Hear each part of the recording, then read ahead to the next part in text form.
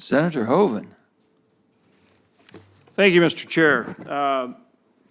Clearly, it's time to reform our broken federal permitting process. Delays and uncertainty drive up the cost of projects, and opponents are exploiting a more and more complicated permitting process to the extent that, to the point where delay becomes defeat. And you've highlighted that very well. U.S. consumers pay the price for this regulatory uncertainty, particularly through higher energy costs. Affects everybody.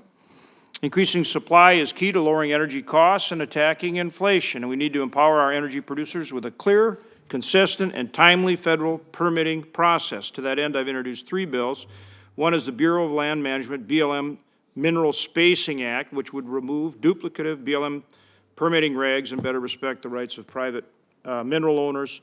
Also, the North American Energy Act, which would prevent unnecessary delays for cross-border pipeline and transmission line projects, and promoting interagency coordination for review of National Gas Projects Act, which would streamline and set deadlines for multi-agency NEPA reviews of natural gas pipelines and LNG projects. And I appreciate our ranking member for including all of these in the SPUR Act, which I'm also co-sponsoring. So, Mr. Obermuller, for you, just starting with my BLM Mineral Spacing Act, again, the basic concept, and this committee actually has passed the act through the committee, but it would remove duplicative application for permit to drill requirements when federal government owns no surface land and a minority of the mineral interest, right? And so, I mean, you're the adjacent landowner, you own the minerals, you're being held up, you're the mineral owner in that parcel, right? Or may share in it, you may be the landowner. The BLM has no surface ownership, yet they sit and hold it up with the federal requirements rather than allowing the state to move forward. Do you agree that removing this duplicative permitting requirement in states with a split mineral estate would help empower more energy development and enable BLM to better utilize its resources, and frankly bring some fairness to private owners who are disenfranchised unfairly by the federal government? Senator Hoeven, I really appreciate that. I really appreciate that question, and I mentioned earlier about technology making resources available that weren't previously available. Horizontal drilling techniques have resulted in an issue that you just brought up that requires congressional attention to fix, and that is precisely what you talked about.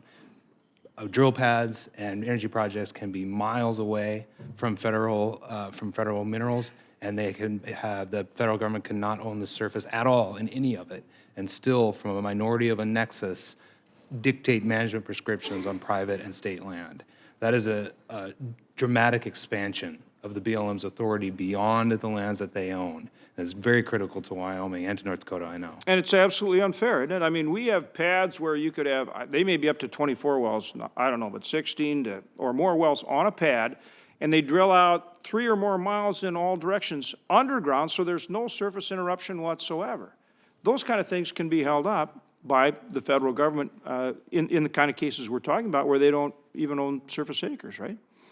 Absolutely can. And in terms of the litigation discussion we've been having before, there are litigators who are trying to force it the other way, to require the federal government to actually have management prescriptions and authority on private and state lands. Which actually empowers the kind of strategy you just talked about, where they may take a section and actually prevent a much larger project, even though they only own a minority interest in a small part of it. Precisely. And then just recently, last week, BLM issued proposed regulations that would further limit oil and gas leasing and increase the cost of energy production on federal lands.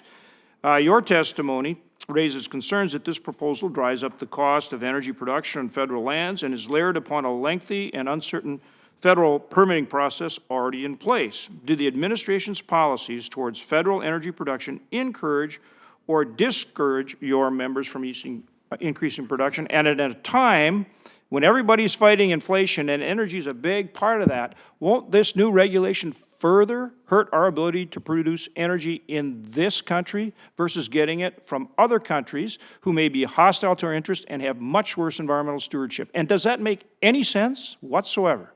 Senator Hoeven, I appreciate that question.